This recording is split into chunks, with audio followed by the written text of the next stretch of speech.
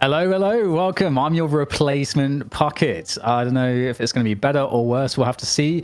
I'm going to probably make less funny jokes, but we'll see how it goes. I'm here with Jake and Jason, here for another night shift. It's good to see you guys. Are you guys ready for another European face-off? My question is a budget Pocket a bucket? Is that... Oh, how do you guys feel about that? Little bucket host. Nice. I don't recognize you being alive, DDK, because the last time I saw you, you were losing every single match in the viewer games when we did the game night on Sundays. So good to see you're alive and well. Hopefully your self-esteem's not broken too much. To be fair, I had the cop out. I only got to play one game, and then I went out undefeated. But that might change in the future. Sorry, the lane swap Shiv Kelvin. It just purple fate, items viscous. You're the GOAT. Fate presented me this option of a good Shiv of my team. I'm like, what does my team need to play? I was like, fine, I'll make the sacrifice. I'll play Kelvin, and we'll just happen. And I'll buy refreshers, my first item, and I'll just double dough.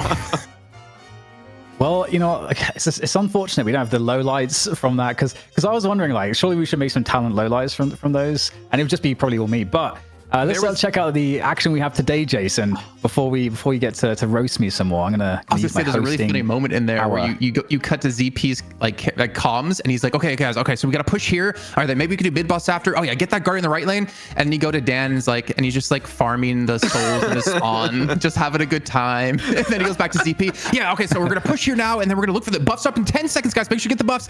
And Dan's just farming souls back in his base. It was hilarious. I want to make something out of that. I just didn't have time. Yeah. Well, we'll make time. And for you guys that don't know what we're talking about, we had a game night, our first community night for patrons. It was actually really, really fun, and you should definitely check out or keep your eyes out in the Discord for more opportunities for that. Obviously, sub on Patreon for those opportunities for the future. But these are the matches that we have today. Abraham's Lotos fighting for a chance in the money match against Buff Enjoyers. Obviously, typically, we would expect the Abraham's Buff Enjoyers matchup. We'll have to see if that repeats today, but it does seem like Buff Enjoyers, guys, they're slowly, edging out here. An edge against, a rather large edge against Abraham's, judging on last week. And then we've got the Hydra Nation Chain Gang opener for NA, and then Hydra Nation. Will they lose 3 times in a row against the Baroness Hotel? I don't know, but you have to stay tuned to find out. They only have so many heads, Dan. Eventually, those heads will run out, I would imagine, at least as I learned over in Disney's Hercules. Will the final head be chopped off tonight at the Baroness Hotel? Only time's going to tell, but at least for my eyes, looking towards the EU side, obviously NA is always the premium match we look forward to in these night shifts lately, which is really odd to say. We did have some change-ups in EU a little bit. We did see Lotos actually take down Abraham's in Core 7 that happened just a few days ago in a best of 1, and then, yeah, they did get smashed in the grand finals going 0-2. But we're seeing them be able to at least trade some maps against Abraham, so maybe, just maybe, we'll have a different grand final team coming into EU. Yeah, I mean, in this challenger match, right, it is a best of 1, so there is that chance. If you come with, like, a smart cheese strat, like a cheeky draft, catches your opponent's off guard, all you need to do is beat them once, right? And so having that chance here in the challenger match, I hope Lotus are come prepared, because I do think they're going to need to have that kind of an edge to take down Abraham's. I still think Abraham's is really strong, and as long as even Buffagers can win a few weeks in a row, and I won't count Abraham's out. We've seen too many times these teams kind of rising and falling, and there's always that chance that in this next week here today, we're going to see Abraham's back on top again. So as good as Buffagers are, tends not to be an easy one, at least in the. Well, very quickly, shout outs to Roshan getting our sub started with a primer. So that's a good start to the day. And speaking of which, let's go over the Patreon stuff before we get into the meat and potatoes of the first matchup here in Europe.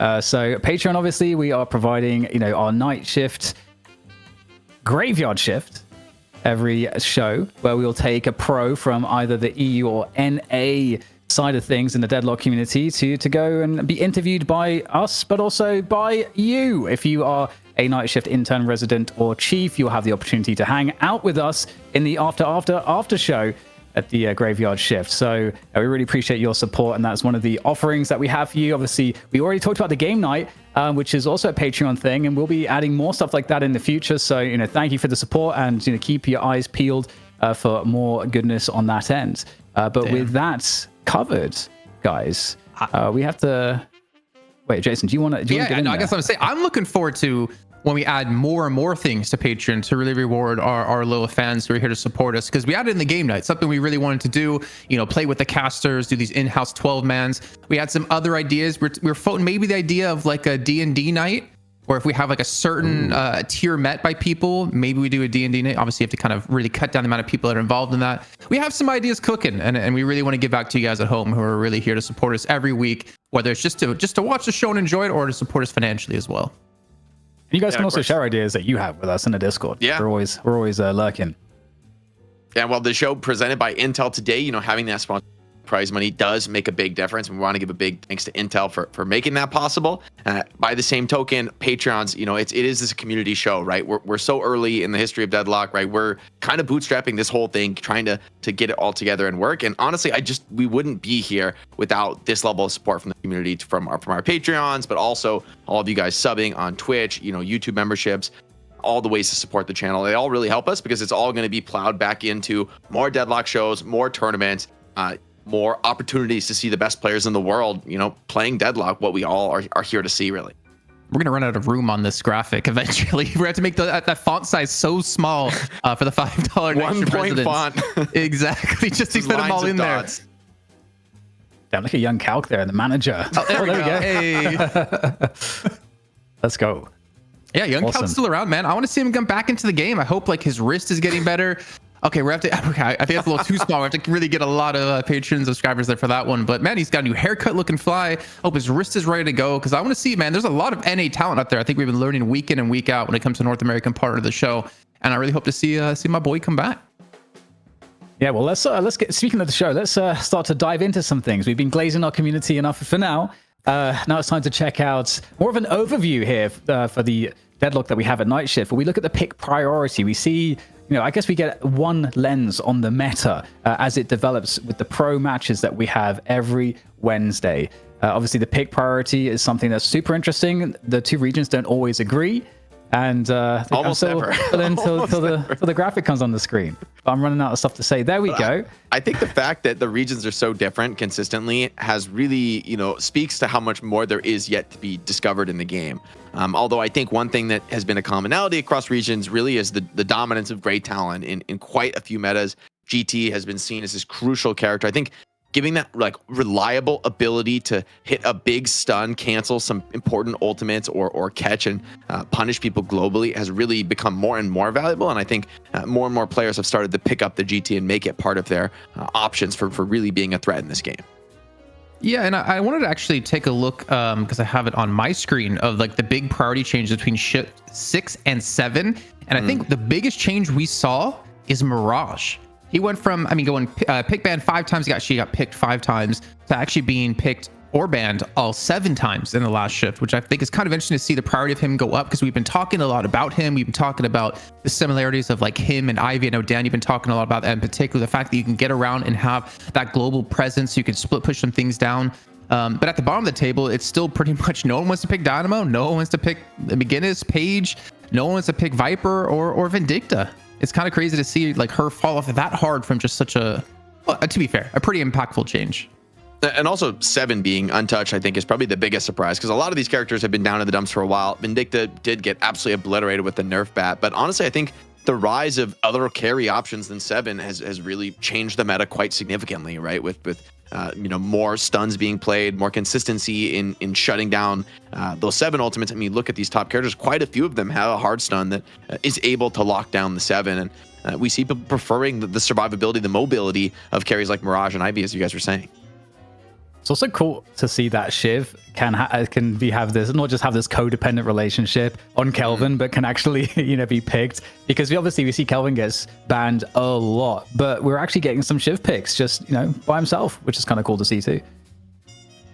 Yeah, and I think you kind of fill a slightly different role, at least in the beginning of the game, because you don't have that safety. I think when you pair Shiv with a Kelvin, you obviously turn Shiv into an S+ tier hero. I think he goes above and beyond any sort of ranking system we have out there, which, funny enough, actually ZP and I did do a tier list actually a couple of days ago on Friday, which we're going to be releasing very, very soon. If you guys want to check that out and see where we placed everyone, whether it came to competitive play or in your own pubs as well. But yeah, Shiv, I think he's still insanely strong. I think we even heard Lightbringer talk about it on the Graveyard Shift last week, that he's still just a really strong hero overall.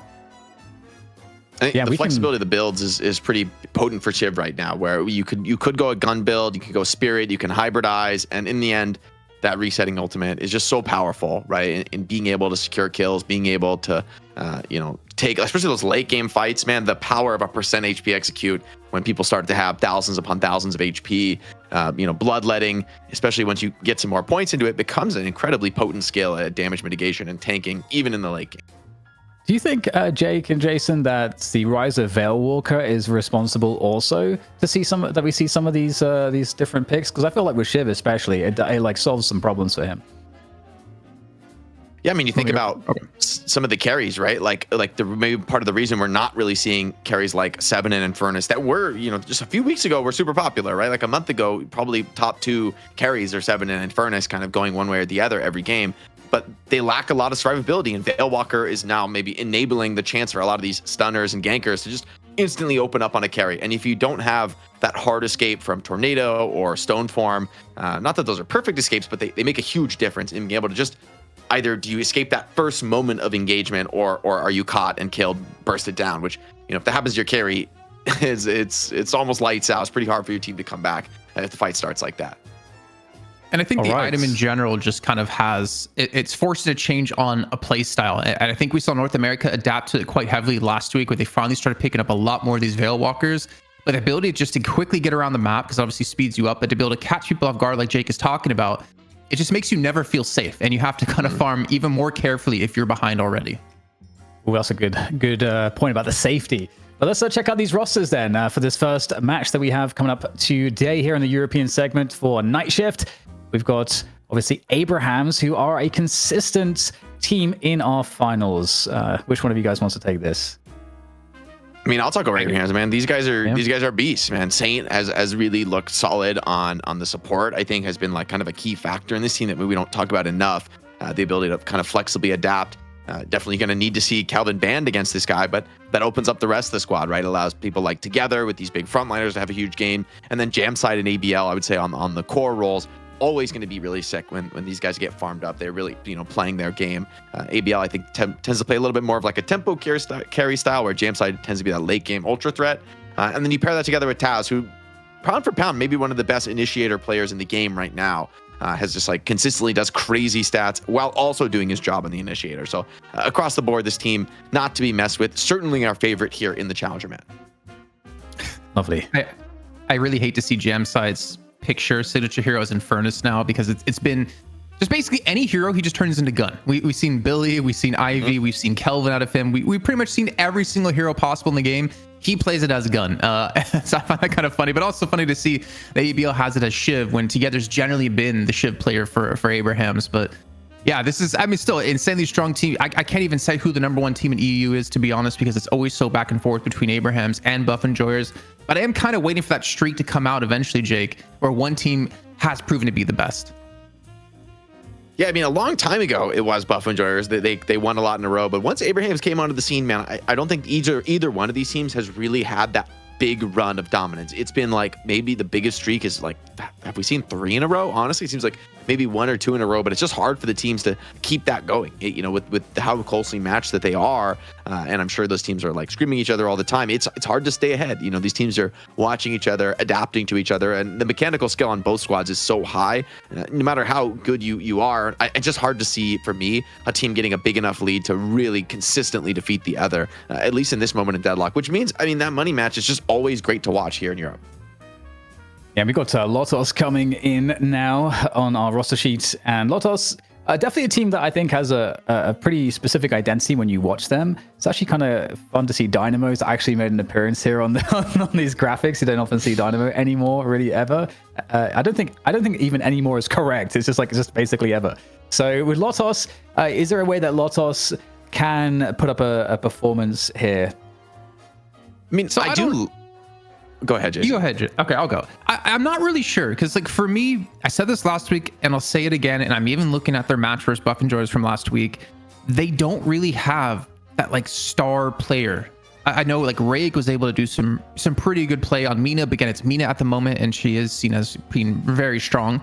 But there's no like individual that you see ever like carry a game single-handedly or like kind of carry the team through a tough time.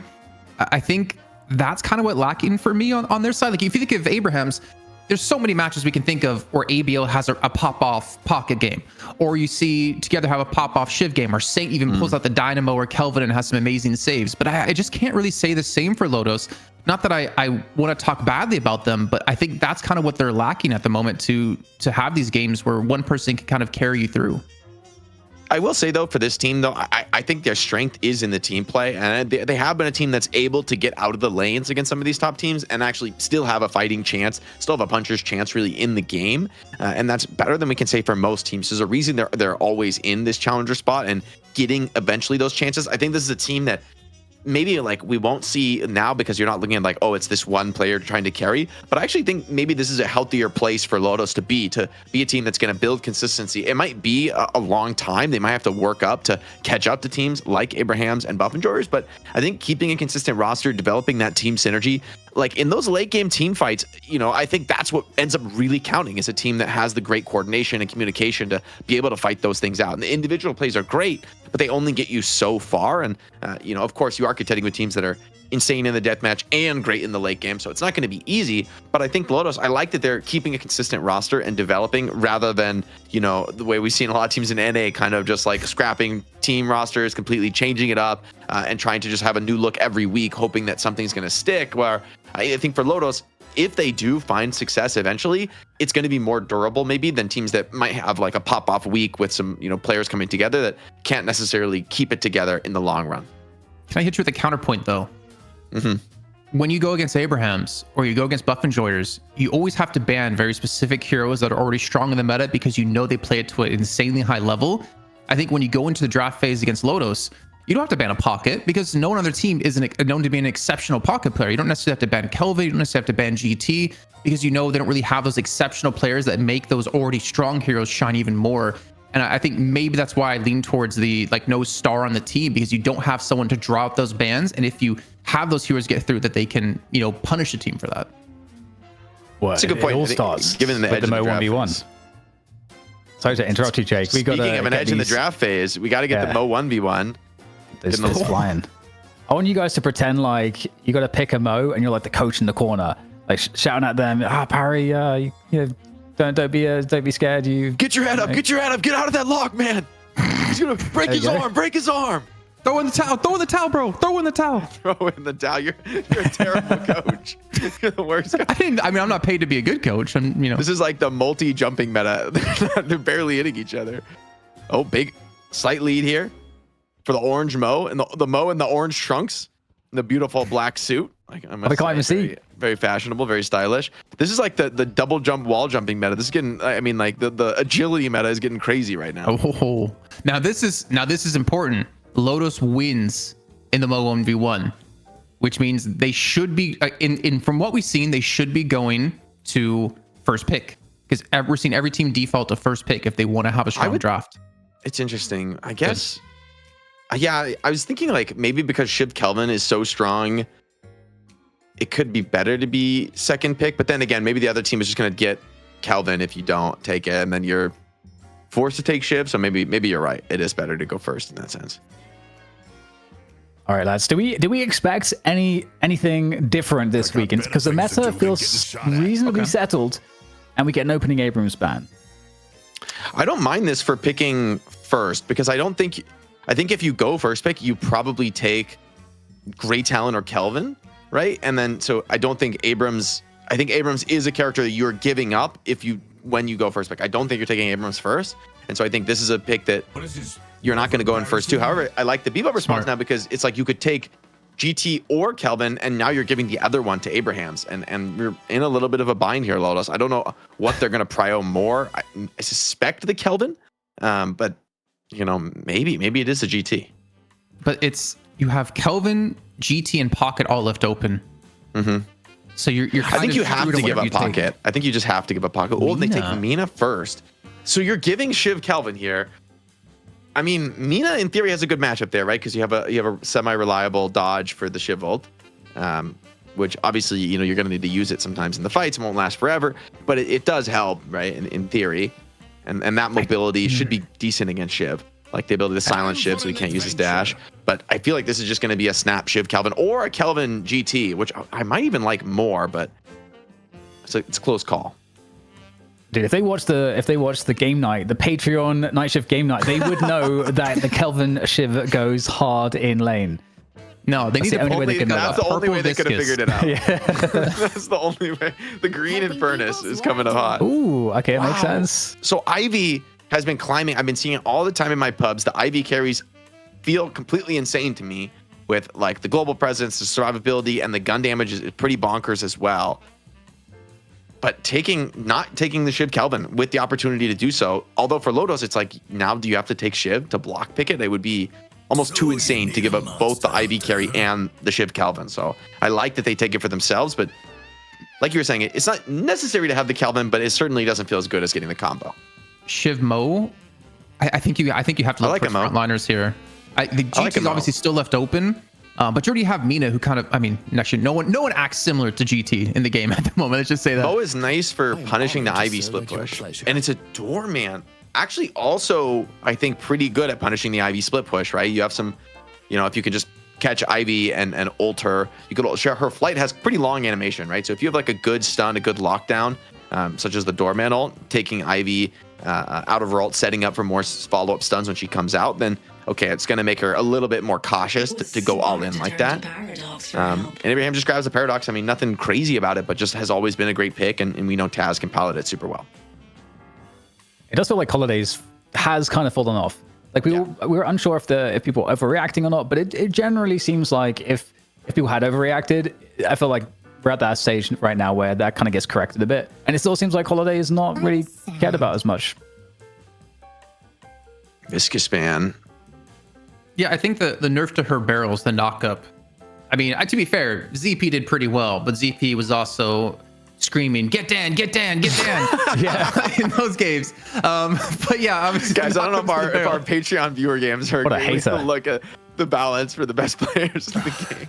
That's how we decide the balance. That's Yoshi watched and was specifically like, okay, so we need to nerf. Heard that. Kelvin. I'm gonna adapt that. We're gonna need to buff green. We need to buff all purple Viscous. That's and green in in Furnace. We need to nerf.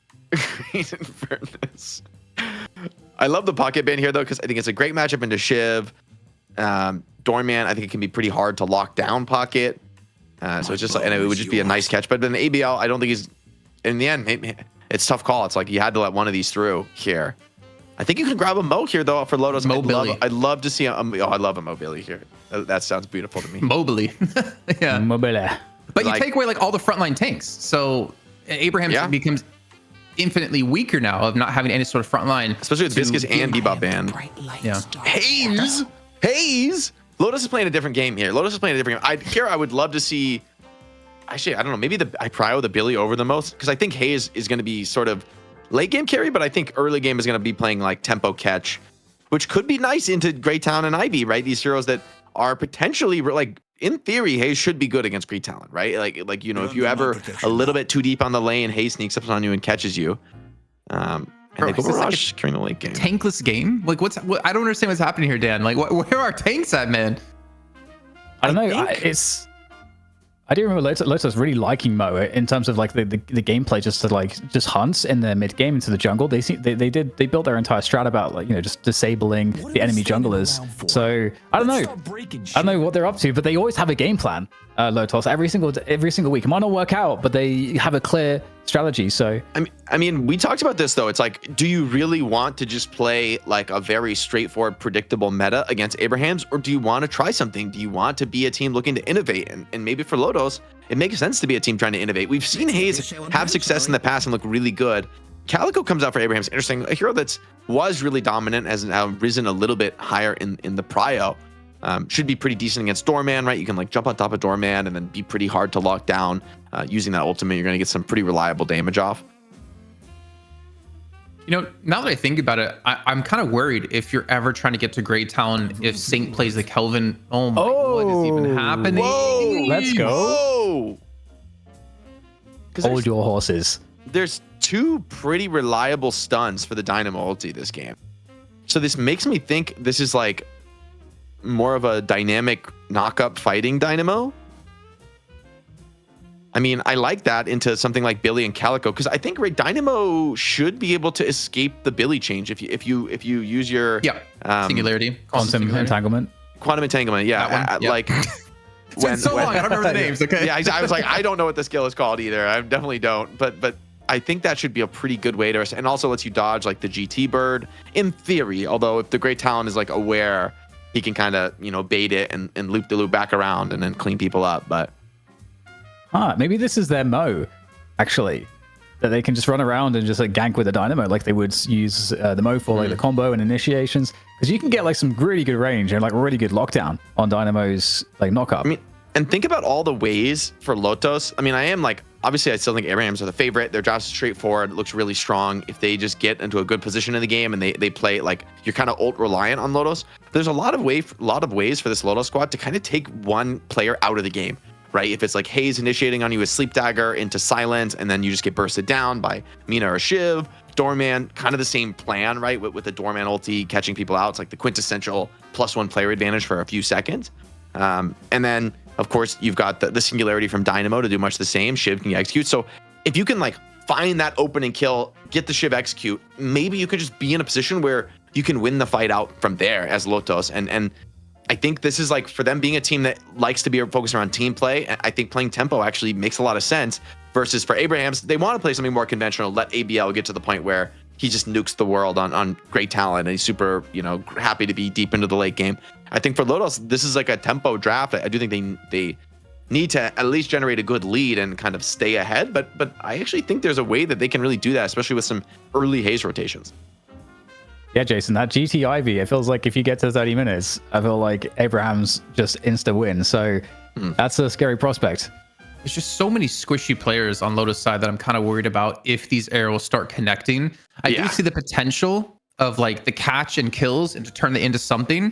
But at the same time, Dynamo is like relatively squishy, and I feel like he needs so much money to accomplish what he needs for the team. Because I think he obviously needs healing booster for sure to help heal some of the damage being done at a Great Talon. Maybe like extra charge if you want to go some knockups to actually disable Abrahams a bit. I don't know. I feel like this is gonna be a very tough game for Lotos, but I'm open to have my mind change, man. I'm open to see what these lanes would be, and Shiv Doorman is kind of what I was expecting to be paired together, especially if you get that level 2 door pretty quickly. Give the extra shielding to Shiv, which makes him that much more deadly in lane and that much more able to go for this poke. As we get into the lane, some initial trading here. I actually kind of like this lane, right? If Shiv can, I think that Shiv's knives are going to be the key. I almost like expect that Doorman won't have a problem in landing those bells. But I think if Shiv can get like back-to-back knives on Great Talon, you don't have that much HP on GT, right? To trade poke. You rely on being aggressive. And I will say, once you get a few levels on, then yeah, okay, GT and Paradox are going to really be putting a ton of damage down. But in those early trades, I feel like there's a chance for Lotus to come off to a lead, especially if maybe, there's a unexpectedly early Haze gank, maybe around the ultimate coming online.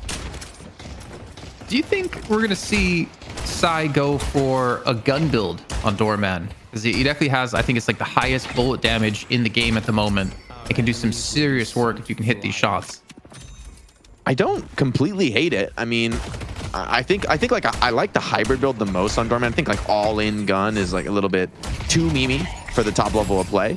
But I think there's something to be said for like a hybrid build with power surge and some support items. I feel like that's what I like the most in Doorman, when it's just very middle of the road in terms of the way you build him, getting a little bit value out of all the different aspects of his kit. Well, he's definitely not going the early level 2 door here, as we can see. He picks up the bell and the cart. So no extra shield in that lane, which again, I feel like that's kind of a missed opportunity, because you can already see the amount of poke being done to Sai with the headshot booster picked up. He's not going to have a lot of sustain. And we're already seeing a fight break down towards this tier 1 camp as well. Lotus not trying to let that one go for free. Yeah, and I mean, they're just so weak in this lane. They do get a parry off. Oh, almost getting the counter parry from Calico. But Haze is pretty weak in these early trades, and Dynamo as well. So this lane gets absolutely shut down and punished, which is really rough for them. Like giving Jamside a great start on the Ivy. We talked about his threat in the late game, and honestly, getting a great start on Ivy is sort of the opposite of what you need to happen in this Lotos game, right? They want to play tempo. They want to be off to the early lead. So that's the weakness, right? The Haze Dynamo, it's like, yes, the rotation can be good, the ultis can be good, but that's not really going to happen if you're, significantly behind in the game. That was a first buy Healbane out of Pyro. And I can see the potential because you want your poke to stick, especially when the Kelvin gets heal on his level 2 Frost Grenade. And they've already been able to actually pick off Satan here. To be fair, like this lane, Mina and Mirage together, the double M&Ms, as delicious as they sound, can put out a hell of a lot of damage. And I think we're seeing Abrams have to respect it. Yeah, as soon as you get one kill off the early heal band, it's actually worth. Like, it's a lot of heal you get off that single kill, like more than you would get off of pretty much any other 1600 regen item. So if you didn't get the kill, you'd be feeling pretty silly about it, right? You might be falling behind in the lane, but for an aggressive lane that wants to, you know, push for more kills, like this is getting scary for Billy even, who, yeah, gets some barrier, gets some assist, but oh, I'm not sure about this dive. Yeah, and even Billy just thinks better, but has to fall back. And a lot of skills just got popped in this lane, and I think Mina and Mirage are going to buy and really push the aggression here. So that's giving Lotos, you know, two characters that want to maybe open up in the mid game. Maybe they can do that with this Mirage and Mina. Yeah, I'm really not hating this. And to be honest, with Mina being so strong, Mirage going on the rise when it comes to pick priority, I think we might be seeing, you know, a new, I don't want to say A tier or S tier lane, but maybe like a, you know, high B, low A, maybe even like a high A tier lane combo here that we haven't seen really ever here in the Deadlock Night Shift. And by the way, System, thanks for the sub as well. I think we're up to almost 950 subs, and Puckett did say if he gets to 1,000 subs, he's gonna wax his eyebrow off on stream the next time he's hosting. And if he denies it and he decides he never said it, you know he's just lying. Yeah, Mirage taking a lot of pressure here in the side lane, but now Mina's healthy. Mina maybe could put some counter pressure on. Remember that heal bane means these Kelvin heals are going to be a lot less effective as long as Mirage is, you know, hitting his left clicks on you. Pretty powerful hero, right, to grab the heal bane, because man, as long as you're just left clicking people, you're gonna keep that application on. And the soul lead has pretty much evened here across the board, other than of course that Abraham's jam side up to an early lead. IEV ult though is just not one I feel like you can really tempo out. Like even if you have the ult, you're not just gonna like rip the ult to throw a bomb at somebody on the lane. Yeah. Especially when you go gun Ivy, you're more about just using it for like rotations and not really use it primarily as a damage source. As it looks like Psy with the quick disconnect. Oh, that's painful. A pause here. I wonder if the DC... Oh, he died too, yeah. Yeah, caused him to die there, potentially. Definitely a tough one. Nonetheless, though, that lane, man, like Paradox plus Grey Talon is just so much poke in the early game, right? Like, as you get a few levels onto that charge shot from Grey Talon, you know, the Paradox can set up for that with like the stopping time, and like there's just so many ways you can get popped and killed, especially as somebody like Doorman. Seems like he's gonna be able to get back in and call the ready here as Psy. Gonna have to take a quick trip back to the spawn here, back to the hotel. Do you know the lore of Doorman? Isn't he like some crazy eldritch entity? Oh, hold on, Bird at a GT. Looking forward to that side lane. Saint's already down, though. Are you going to be able to get a trade? Mina is super low, though, and vulnerable. Yeah, there's the cleanup. Billy did kind of waste the ultimate there. But nonetheless, GT's going to be very happy to pick that one up. Grabs that Mystic shot. Is going to be able to put more and more pressure onto Sonya, who luckily is very high HP on the Shiv. Maybe one of the better characters at surviving some of that heavy poke burst. And Jeebsy and Felix both coming in with the subs as well. Thank you guys so much subbing with your Prime. Remember, if you guys do have Prime, you're running out of days to use it here in this month. You can pick it up on the channel. It's massively appreciated. And we're almost at the 1,000 sub mark, which I didn't think we would ever be getting to. As Singularity is going to be coming out of coffin, looking for the kill on target. So this one, it's going to be the Bolt Dance coming in a little bit late here, not to pop on top of that perfectly. And that's not going to be a single kill coming through for the side of Lotos on that, out of a big ult contribution. Yeah, I think just a little miscommunication there. Hayes was just a little bit late to come in and rip the ultimate. A first like second or two of the Dynamo ulti. I mean, honestly, getting two in the lane and Dynamo, I think, is about as good as you can hope for. ABL though, nose side is super low, and oh my, the Doorman ult, I think, is just going to save him, because he should be able to escape during this duration. And oh, hold on, the follow-up is there. They went risky for the kill. They are trading that onto ABL, which is nice, but it seems like Sonya should just be dead to rights here. Maybe ticking out even from his passive. Oh my. He's just trying to clear the way before he dies. I think this is really smart. He is going to go down, but sick movement, to be fair. Yeah, the fact that he lives a little bit longer and clears the wave, really, I mean, that could have been a ton of Guardian damage, and I think the heads-up awareness to prio that, and the fact that they still killed ABL is like, I mean, ABL's ahead enough in this game where I feel like Psy is going to be down to take that trade. Maybe the 2-for-1, though, not quite good enough, considering Taz also can be a big threat. I'm so sorry, Jake. I know you weren't here last week, but I kind of have to continue this one because of what just happened. Nub Whisperer.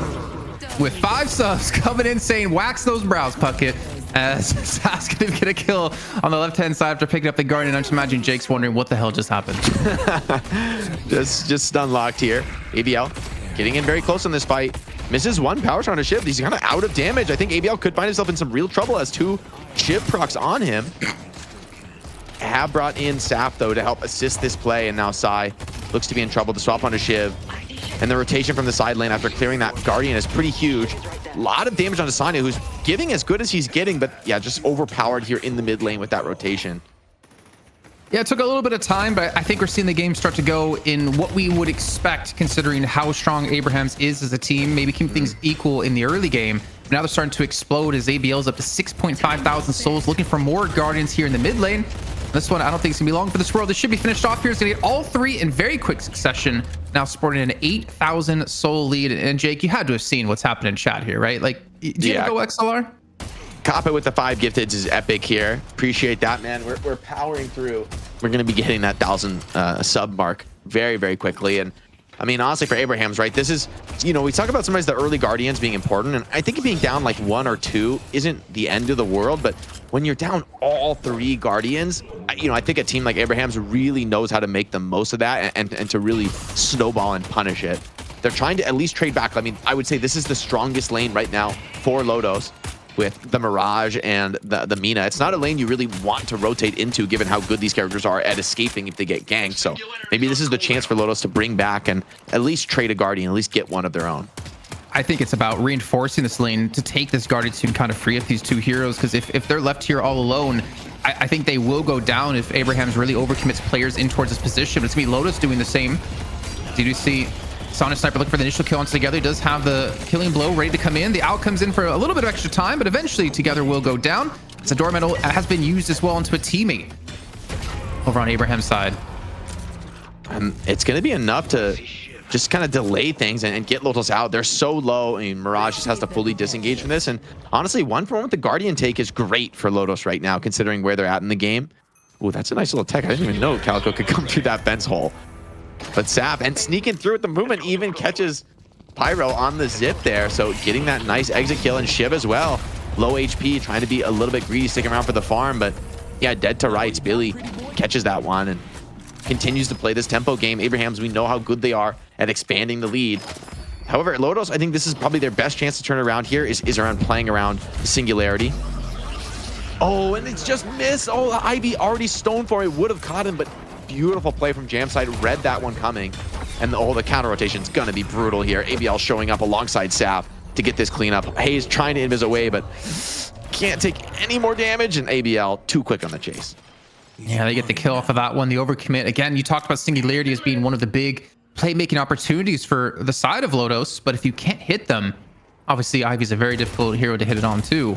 Then you're not really going to have a chance for great success here. I mean, the strongest player at the moment is going to be Kakarzo at 9.4 thousand souls, and he's relatively high even compared to the side of Abrahams. But the rest of the team is starting to fall very far behind. You know, we talked about the Haze, what potentially we could see out of Haze. But I think falling about 1,000 to 2,000 souls behind this early on, I don't know how you come back from this. Yeah, I want to see what Hayes can get in terms of like a silence glyph, but Shiv is just absolutely getting destroyed in here. He's going to drop a nice big bag, and I wonder if they even stick around for that one. Seems like Abraham's going to play things a little bit safe. They know the lead they have. They don't need to take risks. ABL being dope in the mid lane. This would be a massive kill to get. Absolutely worth risking your life here on the Haze. And the trade is good from TAS, but I mean, I would say that's a good trade, but so many players around the map here from Lotos are dying at the same moment.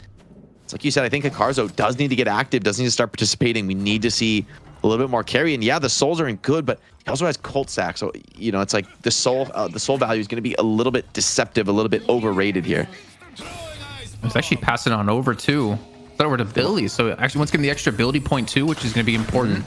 Actually, you know, now I thought about it, I've only played like Billy a couple of times, so I don't even know what you max on him, but it looks like it's going to be bash down coming through. Regardless, I think that's a heads up play. Like when you know the urn is not really under contest and it's essentially free, prioritizing it. As let's see, Hayes getting one catch here on the Ivy, but Ivy, I mean, there's a lot of playmaking potential to get away out of this. The Soling X is good, and the counter potential onto Hayes. You just don't have the damage for that kill. You didn't even really get close to getting Jamside down. Holding the melee for now, but yeah, it should be an easy cleanup for Saf. Fly also used from Ivy. I wonder if she wants to chase for more, as she's getting on top of one of the most farmed heroes here for Lotos in this Mirage. Yeah, I mean, Coffin's going to be in there to help him out with the heal.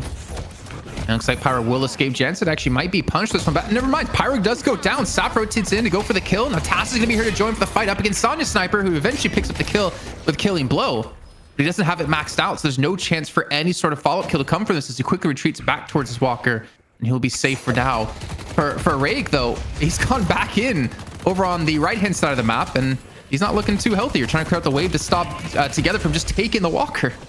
I thought this was the Billy's Walker, but somehow he's diving way too deep, though. I think that's actually, I mean, maybe if he gets that, it's worth it. But I do think from Abraham's, that's the way that you allow a comeback in this game, right? It is an overcommittal onto some of these Walkers a little bit too early. I mean, maybe Together just thought, he could, continue to burst that one down, but Hayes is a pretty powerful hero if you're not trying to kill her. If you're just letting her pump damage at you while you kill Walker, right? She can sleep you and disrupt you and put a lot of damage on you. So yeah, great catch from Rake. But still, a 10k soul lead for Abrahams. They have quite a bit of mileage to work with. Just one potentially bad dive isn't going to cost them just yet. Yeah, I think at least the upside for Rake is he did get a lot of extra souls for his side, getting that single kill onto Together. He was quite far down now on 90 HP, trying to escape from this one. But you can already see in the mini map, there's going to be no chance to do so as the one tap from the Kinetic Carbine finishes him off. And Abrahams continue to extend their lead up to 12k, and they're going to go for this Walker. Together's joined the fight yet again here on this right-hand side, and he's like, I almost had it last time. I'm going to finish it this time. Yeah, this one, I don't even expect Lotos to really go for the defense with this low HP. Walker's just dead to rights here. Paradox going a little deep. Okay, Walker doesn't stomp, though. Proccing those explosions. I think they were thinking, okay, they would get the resistance off. But Billy is going to grab that cleanup. And the bird comes in almost popping Psy in the mid lane. And I mean, look at the map right now. Really no presence from much to speak of here for Lotos. As GT dancing in the close range, even going for some melees on the Haze. He's got Spirit Sap as well. So it looks like he's going for Silencing Wave, which I find that kind of interesting considering who's going to be close enough to use it or use it for it. Because it doesn't interrupt channels. So if the Singularity is already out, you're not going to be stopping it. But I guess he's maybe hoping to silence any sort of like Sonya Sniper if he goes in deep so he can't escape or he can't get any more daggers off. Yeah, it can be powerful. Here's the connection, though. Onto that GT. They have a lot of damage coming in. The Singularity as well. Does it find anything there? Enough to keep this fight going at least. Lotos, they have to bring numbers into this one. Doorman is here as well. Banishing this Calico is going to delay things for a minute, but I don't know if they have the firepower to keep fighting. Mina is here, though, with the ultimate. It's going to be critical if they can find this one. They need to find some sort of a kill off it, but Taz is so healthy. I'm not convinced you're going to be able to find that one. Has to use that escape now as well, and going to rip the ult, put what damage down he can, but Abrahams aren't dissuaded whatsoever. They're continuing to charge forward, and this Billy, so farmed right now, just completely shrugs it off. This ain't the only one low, but see if he's able to get out of this play as, yeah, Shiv just absolutely swarmed here in the low ground, was kind of stuck into that fight. And that's an 11 streak for Sap. I mean, he's kind of getting out of control here on the Calico. You pick this hero for the early tempo, and he is absolutely delivering as they look to convert straight to the mid boss. And while all this was happening, not only do we have another missed Singularity, because Sap did pop the ultimate to get away from it, but also Jamside still pushed to Walker down the left lane, so he's up to 18,000 souls. Kakarzo is near here to potentially contest, but shouldn't be anywhere near it to actually stop it. Instead, he's going for the Walker, gets swapped out of it, trying to get their second Walker, sorry, not Walker, Guardian, their last Guardian of the game, and to get themselves a flex slot, but there's no chance for that as Sap's going to shut him down. And we could be actually pretty close to the end of the game here. They do find one kill into Saint. They're going to take away one of the rejubes. Do you stick around to try and finish off this kill, though? He almost has that Frozen Shelter online. You're getting a little bit desperate, though, as Lotos. You got to maybe take those gambles, take those risks, even if they do look really unfavorable. And Kelvin doesn't quite have the dome off online. Mirage does find that one kill, but is it going to be worth it? That's a nice parry on a Billy, but the heavy melee missed. And regardless, I just don't think you can get this kill. The heavy melee, I don't think it makes the difference here. Mirage wisely just trying to escape this one, trying to make what time he can, but I don't know if he's going to be able to get out of this one, man. Billy is just like ready for that escape. Tornado is good. Maybe it's enough, actually. Mirage is pretty potent once you start playing into this like kite back strategy. Oh, another parry by Mirage. He's styling on it, but like once again, he's regardless of the parry, he can't win that fight even with multiple parries. He won the mental game. That's all that matters, Jake. He got him parried twice and then just ran away because he knew he had him. He didn't get the kill, but he got the kill on the inside for Together there. But the urn has been secured for the side of Lotos, looking to go for a turn on the left-hand side of the map. As you can see, it's going to be on their own side, and they will commit very heavily here out of Pyro to get this last Guardian, so they get a flex slot finally unlocked. but he will fall to jam side once again as the Owl's gonna be thrown to the right hand lane. Well, there's already a fight breaking out. Mina in big trouble, and it looks like Together got that kill anyway. They're continuing to commit onto the Billy, but this is the rejuve for the Billy, right? So Shiv, yeah, you find 1, but 3 down. It's just a full retreat from Lotos. ABL in the hotel, trying to play his way out of that one. He is going to be able to get away. Shiv now caught. Certainly no escape here. I mean, at this point, I don't think you can even take the one-on-one against Taz. You have to somehow get a miracle execute here, but oh, it holds some nice damage. But yeah, Taz wisely plays that one a little bit slow. Let's Together come in for the cleanup. And now mid Walker really in trouble. I think mid Guardian's going down here. It's just a solo Doorman trying to hold this one down. Yeah, it's going to fall, and I think even part of the base is going to fall from this too. It's also not a good sign if a Paradox can take a Shiv on 1v1, but then again, Tass is on 21,000 compared to the 12k from Sonya Sniper, and this lead is just continuing to grow up to 36,000. Going to get even bigger here in just a few seconds with this Walker going down. And you have to imagine Base Gardens is going to be the next up on the menu here for Abrahams. Yeah, it's pretty important that you have that one rejuve online for Abrahams, right? There's a few players who aren't going to be eligible to use it. I think it's just, what, Kelvin and Billy? But regardless, you know, there's a lot of players buffed up by the rejuve. And a lot of players, maybe, I mean, someone like Calico can really push the risk profile here. And meanwhile, Jamside is just locking this game down, man, getting so farmed. I think like the next 6k item, I wonder what you even go here. It's like, feels like you just go all in. Yeah, maybe a Siphon. Maybe, I mean, I don't know. Is a Glass Cannon too insane? Probably you just don't need to do something like that in this game. Not for Jam side. I don't think that's too crazy. Like, why not when you have this kind of lead, continue to grow it even further? I think it's definitely not the safe play, but it's a flashy play. We're a big fan of flashy plays here. Billy's getting absolutely ganked down and just barely. I mean, the rescue beam was almost good enough from Saint, but they still had that execute here out of the Shiv. That's a really nice kill to grab. Like one of the characters that is vulnerable to being killed without the rejuve. But you have to keep looking for more here for Lotos. And I think, you know, Abrahams are going to recognize that desperation, play a little bit passive for the moment. Without Together, I don't know how much you really want to force a team fight. Him being, right, you're really your key frontliner for Abrahams. I think you have to look for this next urn. It's up in just under a minute. I think you look for buffs, you look for the urn pickup, and you use that as an opportunity to get back into this game. Because now Together's alive, there's no chance to really push any objectives. And there's not really much farm left on their side of the map either. And Mina's getting a little bit overextended here. Kakarzo's got to be careful. But again, high mobility, should be able to escape. Shiv trying to play aggressive here. A disconnect, though, on Coffin. And they really are just trying to go all in on getting value out of this black hole, right? If you can find a big singularity, that's like your one hope back into this game. Abrahams, I think they're going to be pretty cautious about that. I think as long as they play split, right? Like losing one player to the singularity, it's just not going to be good enough, I think, for Lotos, right? Like it's something, but I don't think you're going to be able to take an objective off that. You need to get like a 2 or 3 man ulti, and for all the reasons we've discussed, it's super difficult in this game, right? ABL is like never going to be in range for that. You know, Taz can poke from range as well. You've got Saf and Jamside on the Calico and Ivy respectively, who both have this like one button escape where it's really hard to know. Even if you're in range on Dynamo, like you might press it, but in your reaction time, they've already played, you know, one of these skills that allows them to get out of the singularity. So tough game for Lotos. Looks like Abrahams just have everything they need to close this one out and continue on into the money match. We'll have to see how it closes out here after this pause. And on the note of singularity, you still have to worry about, is Saint going to be caught in it? Because if he's not, he throws up a frozen shelter while you're singularitying. They're not going to have the damage. I don't think they really have the damage as it is right now to really pull this one off. Like you would need to hit every ability on top of this, like the Nox Nostra, like Shiv dashing through this one, maybe a bullet dance as well. It's going to be definitely tough with like the kind of lead that Abrahams currently do have. This looks like we're all ready to go to see how this one's going to break out. The left-hand side Together has been potentially caught out. And a big catch here out of Billy, just forcing this one fight. There's the Quantum Entanglement. It does allow them to back off for the moment. Kelvin has an Unstoppable, by the way. I actually love that out of Saint. Recognizing that the enemy team really is desperate to kind of burst him down. It's a mass teleport out, but hold on, GG's there pumping damage. Is anybody still stuck? Seems like they're going to be able to get out off this TP, putting what damage down that they can. And yeah, you escape, right? You delayed things, but you're not really progressing the game from that position. Mirage gets a nice split push off and TP's out as well. So it is good delay out of Lotos, which is allowing them to get, you know, a couple jungle camps here and there and slow the game down. Mina's going to put a little bit of damage on the Walker, but just lacks the tankiness to really pressure a Walker at this point in the game. I respect the idea too, trying to go for a fight on the left-hand side so you can pick up Urn and go for the turn-in, but they got caught out. Here's the singularity going in as well. It's going to catch Saint before he can use the Unstoppable, and that's honestly a key target to pick off here. But you do have to worry about Tast running the Urn. I mean, getting this Walker would be perfect for them. Again, getting them another flex slot. As you can see, Mina sitting on 6,000 souls. They would love to, I mean, should have the ability to spend it with one flex slot already open. They're so low on the on hunt. ultis. Yeah, they just can't fight, and Jamside just knows it. He's running it down here on the sideline. Somebody's got to grab that wave catch, but Sonya's dead to rights in the flank. And yeah, you get that one all-in kill. Doorman and Singularity both expended to take down the Kelvin, but the cost is going to be tremendous here. Abraham's great play around this. They just didn't give up a massive ultimate combo. They're going to get Urn, they're going to get full map control. You know, Together's taking base guardians, and the mid boss is going to be up relatively soon here in about a minute.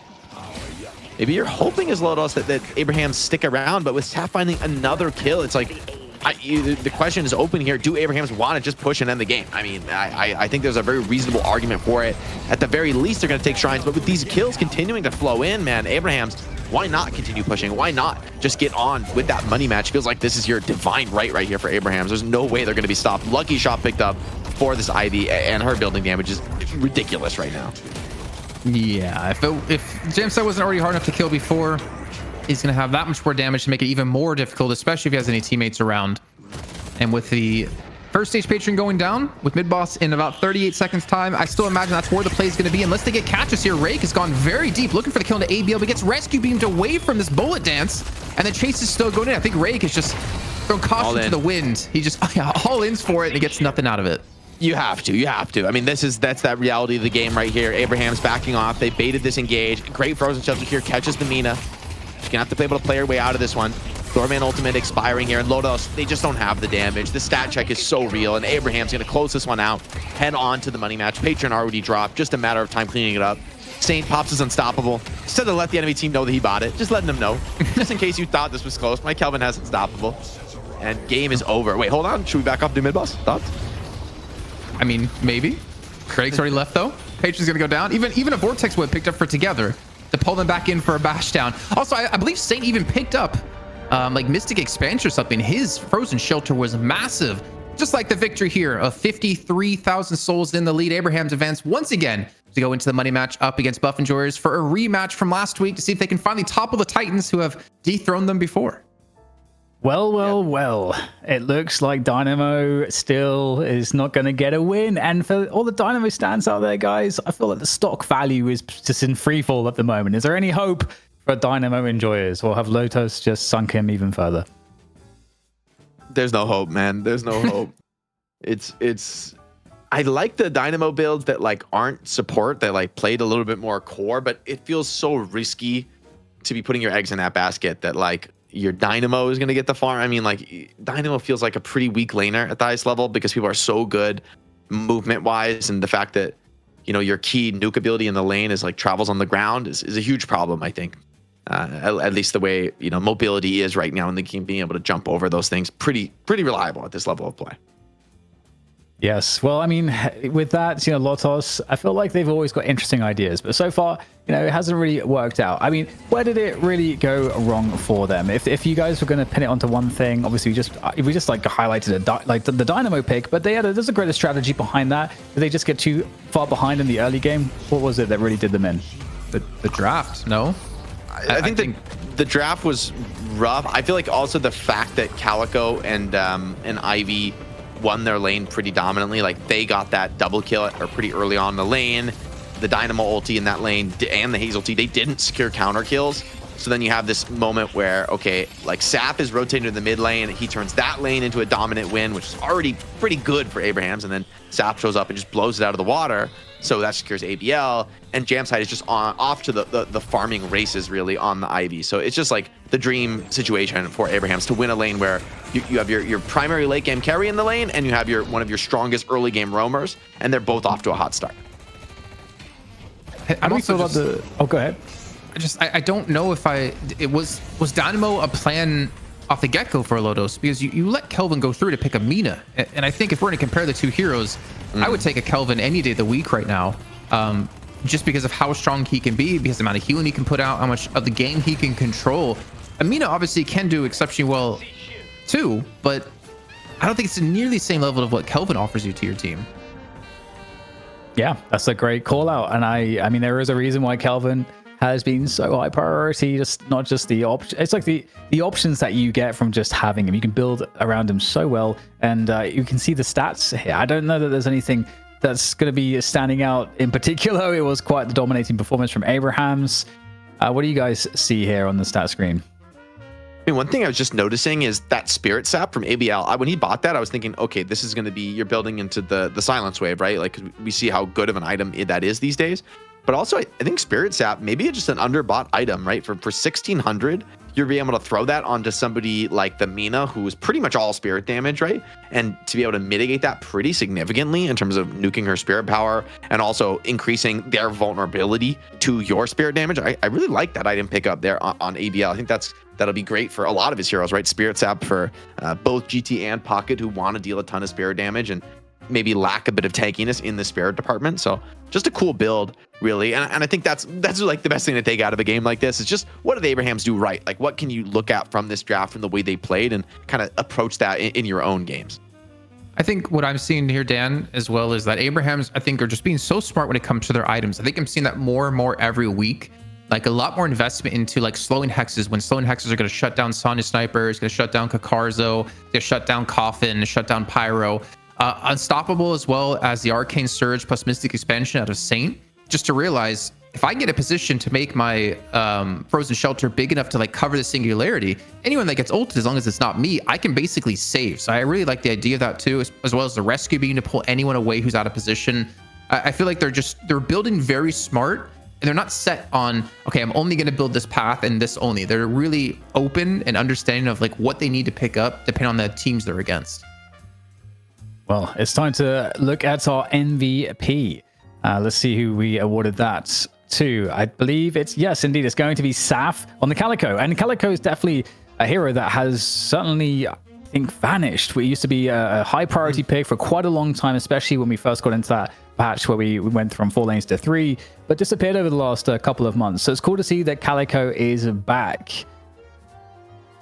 Yeah, I mean, crazy. You get the curse pre 20 minutes. It's like, that's a get out of my game item, man. Taking curse at 20 minutes, just opening every fight, you just curse somebody and kill them. So much shred across the whole roster really let Saf just take over the game. An early snowball to a winning lane. I mean, we saw some of these nukes just this early in the game, right? Just, diving in with the melee with the cold front, and that's just taking away like a third of the HP of these laners. And you're a Haze, like, what the hell do you do about that? Die. Yeah, that's all you really can quickly do. I think Sap, though, like, I think Veilwalker is helping Calico out quite a bit, because obviously Calico was already really fast to get around the map, but with Veil, when you're already hard to see but make you that much faster to get around too, he was really able to respond to ganks that were coming out of Lotus, like back up his team, as you just saw on the previous clip, to help out that gank out of Rayake. He was able to catch up to that one in time and actually turn the fight around. I think the high mobility is kind of what Sap was aiming for here. Yeah, super strong, especially I like it with that Kelvin as well. Really nice. So yeah, Saf, big shout out to him. I'd love to see if Calico will make an appearance also in the best of 3 that we have coming up, because obviously with this result, Abrahams are going to go for that rematch against Buff Enjoys, and that is what is up next. That is what everybody is always here, I think, every week for the EU portion at least, to see, because this rivalry has been pretty wild. I wonder if Listic's going to get Abrams again, because we had a highlight reel off of highlight reel from him last week in the 2 matches they played, up against Lotus and then against Abrahams. Put in some serious work. But yeah, it's going to be a tough one. I think Abrahams coming back thirsty and coming back hungry to take this title back. Well, Jason, I hope you are not thirsty, because you can come back and be completely hydrated, because we're going to a break. See one team before we get into that next money match. We'll see you guys after this, the Buff Enjoyers and Abrahams.